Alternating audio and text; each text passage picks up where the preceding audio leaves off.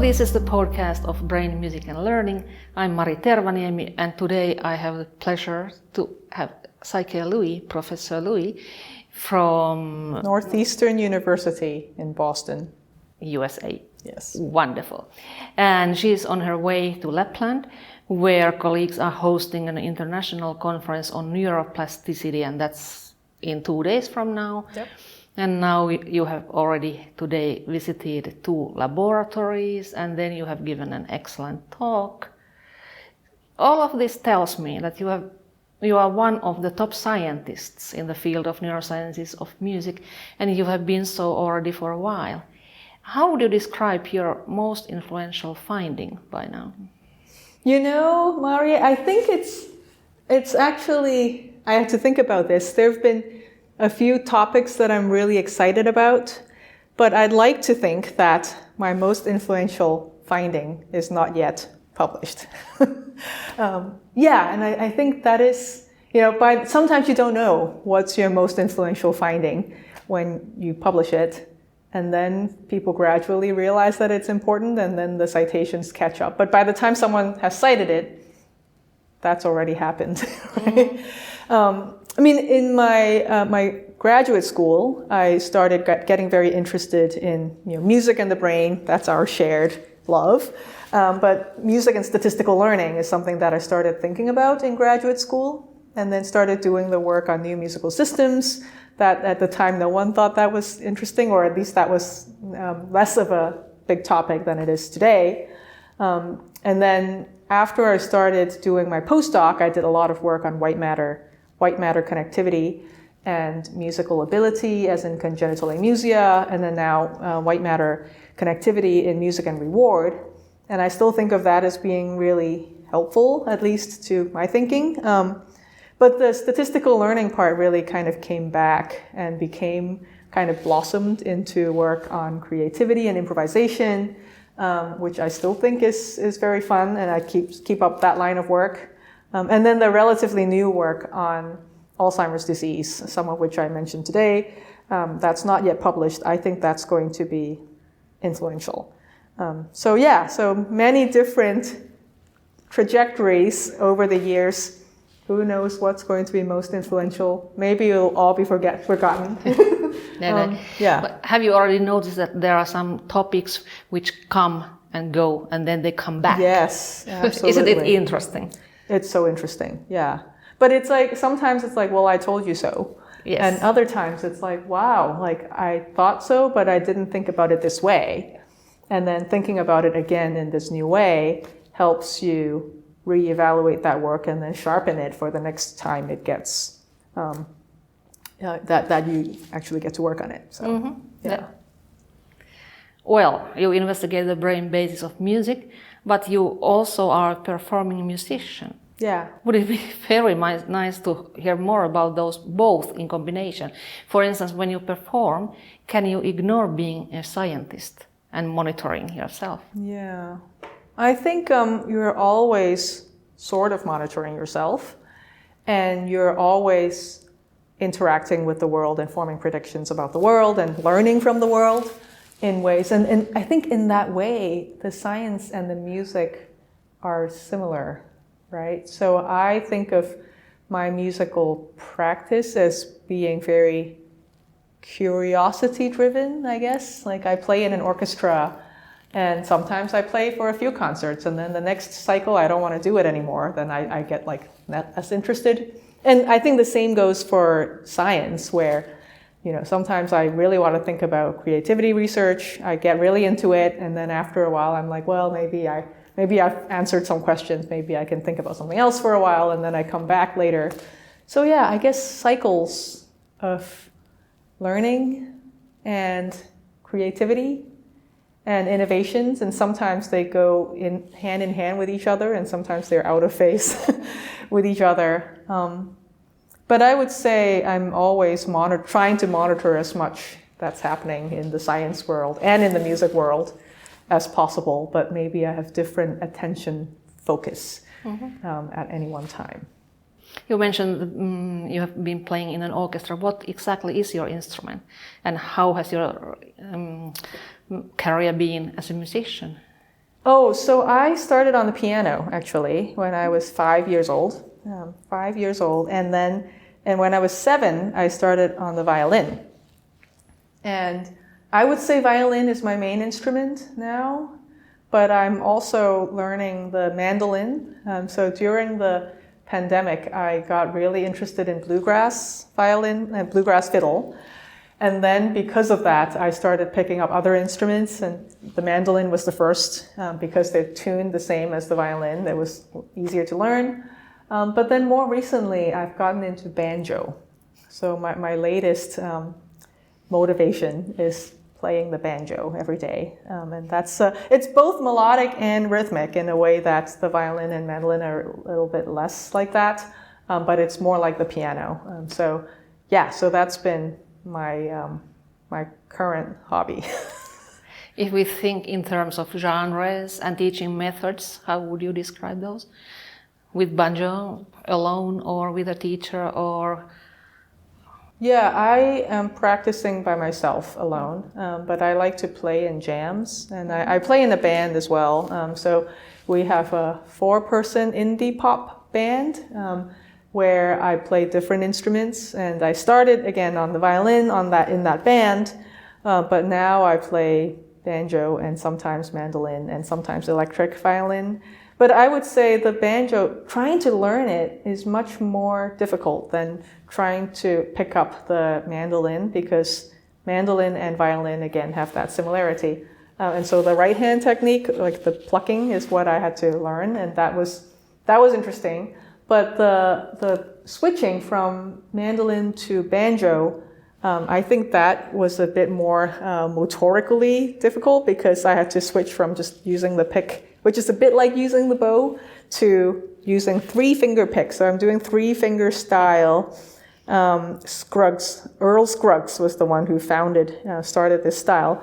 And so I'm doing these very rapid finger picking. But I can't do it very fast. This is why I have to practice so much. But the professionals do it, 140 BPM normal. And I'm like, maybe I can get to 100 if I try very hard. But it's been very interesting and informative to see how my own hands respond to my brain, and sometimes not, sometimes yes. It might be that you found your first lab visit this morning interesting. You were in the lab of Professor Ben Cowley, yes, and his PhD student to be Sesk. Yes. And there was a drumming experiment. Yes. How did you feel? I didn't actually do it myself because I saw him do it and he was so good at it. And I was like, there's no way I can get to that level of performance in the amount of time I had. So I just watched him and I was very impressed. But the way they quantified the learning curve and the flow state was also, we spent a long time talking about that. That was really cool. And just the reduction of the variance over time, and how you can ramp up your performance and then also slow it down. And he was doing this so smoothly, it looked like he wasn't trying, but of course he's very practiced. And then I also saw the driving simulator, and so so Ben was the one who was driving and talking. I'm like, I would have crashed a long time ago. But skills can be accessed in science in many ways. Yeah, exactly. So driving is complicated, playing is complicated, singing is complicated, and there are many things to be investigated. If we go back to neuroscience of music, what do you think will happen in, let's say, 10 years from now? What will we learn?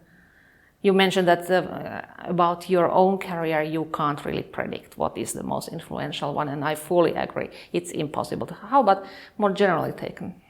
Well, I think the world is really moving towards personalized medicine, personalized interventions. And so that's one way in which I really see our field, like music neuroscience, really becoming applicable, right? So, current funding situation aside, who knows there's a lot of uncertainty, but at the moment, there's also lots of discussion about multimodal personalized interventions. For example, for Parkinson's disease and for Alzheimer's disease, I was just talking with a medical doctor, Richard Isaacson, who has these huge trials that are tens of thousands of Alzheimer's disease patients, and then just one drop of blood from finger pricks, right, from all around the country, they are able to make certain biomarkers that predict what kinds of interventions they might most respond to. So prescribing these multimodal interventions, whether it's exercise, whether it's diet, whether it's playing a musical instrument, I think that's got a lot of legs, right? That's got a lot of potential. And I think for us in music science, thinking about culture, I think is a really important way into how personalized interventions or experiences might be useful for different groups of populations. Yeah. Actually, you were reading my mind. I was about to ask you about distinction between basic science and applications, which has been very much prevalent until now. But for me, it sounds as if they are bridging now.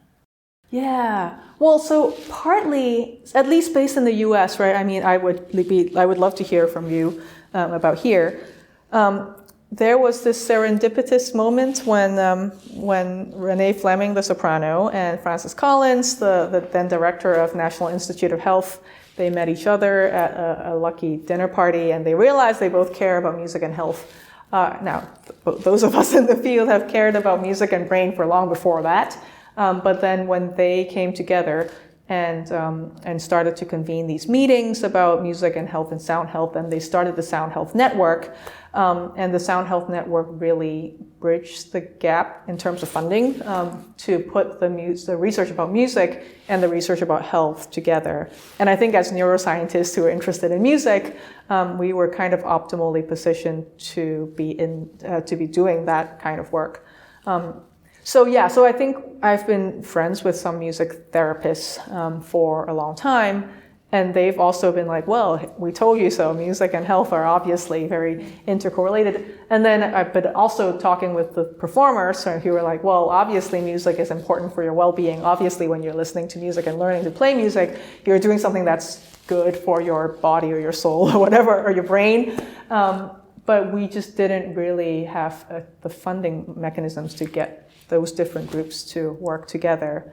And maybe that's how this current kind of renaissance period of music-based interventions came to be, and tightening that loop between basic science and applied science as well.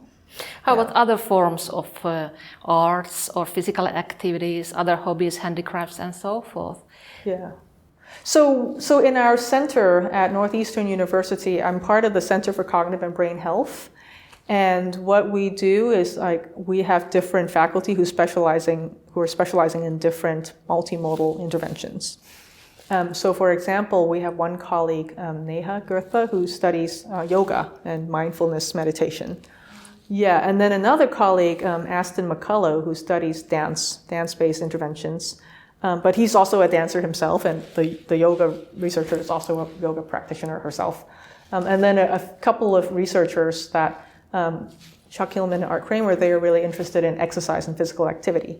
So those are really key. Kind of that range of expertise is really key, I think, to designing multimodal interventions. And we keep talking about how we'll put together some interventions and some multimodal research package to collaborate together to see, it might be that there are some brains that are not great for music-based interventions, right? So for example, like musical anhedonia, like if you have musical anhedonia, you're probably not going to benefit much from music-based interventions because your auditory cortex is not that connected to your reward system. And so for those, maybe we can recommend mindfulness or we can recommend physical activity and vice versa, right? So you can imagine some folks for whom the physical activity might be a problem, but the music might help more. Yeah. So you don't see distinction that much between basic science and the applications. And you don't prioritize music too much over the other activities. It sounds to me. I mean, I think we just have to work together, right? Yeah. I mean, I would say my interest, like, and yours as well, like, is like especially focused on music. But for every time I think about, people ask me about, what's best, I also want to not forget about all my colleagues who are doing all these other things. I mean, I do think that's something that you can choose to do, right? So like agency has a big factor in what's probably best for your health. And I do think that we're quite well, the basic science in music is relatively well thought out in that we have some models, like music theoretical models or ethnomusicological models, and also things like neural entrainment are really optimal for addressing the kinds of health questions that we're trying to get at.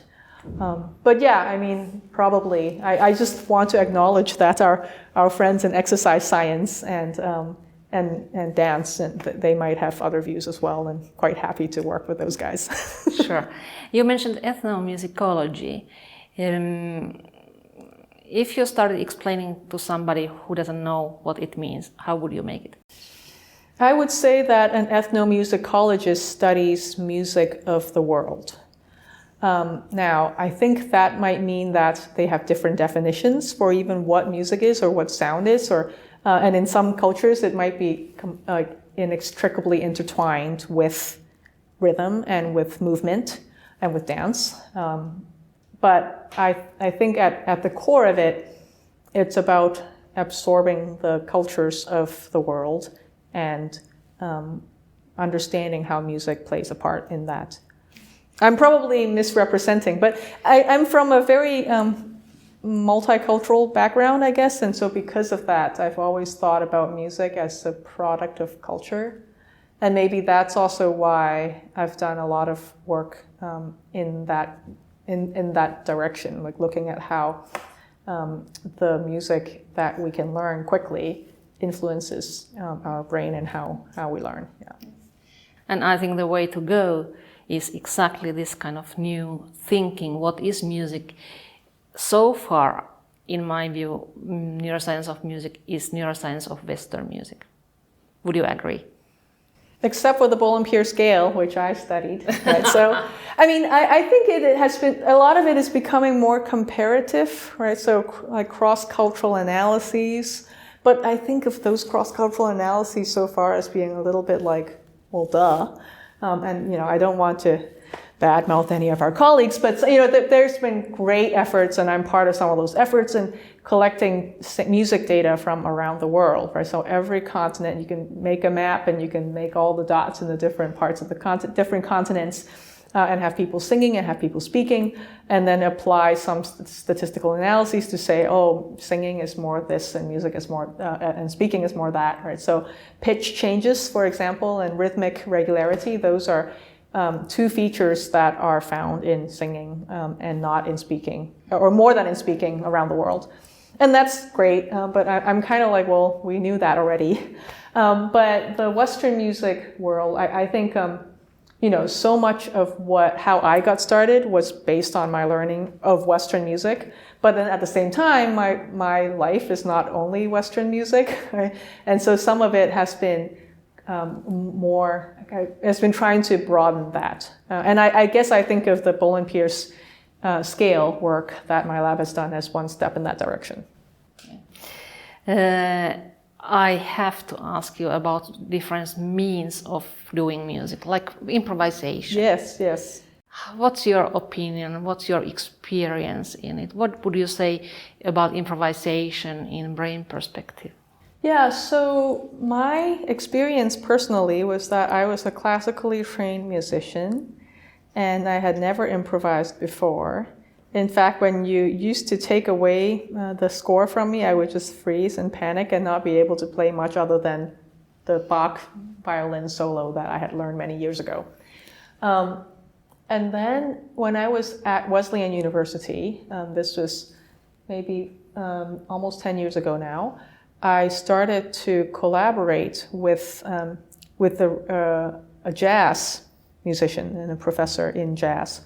And I had and I was applying for a grant. It's funny how playing how the grant mechanisms and the scientific thinking kind of feed off of each other. But in thinking about the grant, I realized that there's a lot of work on musical improvisation that, let's say, take a jazz musician and put them in the brain, put their brain in the scanner, and you can see that there are these default mode network areas and the executive control network areas. They're doing different things when you're improvising versus not.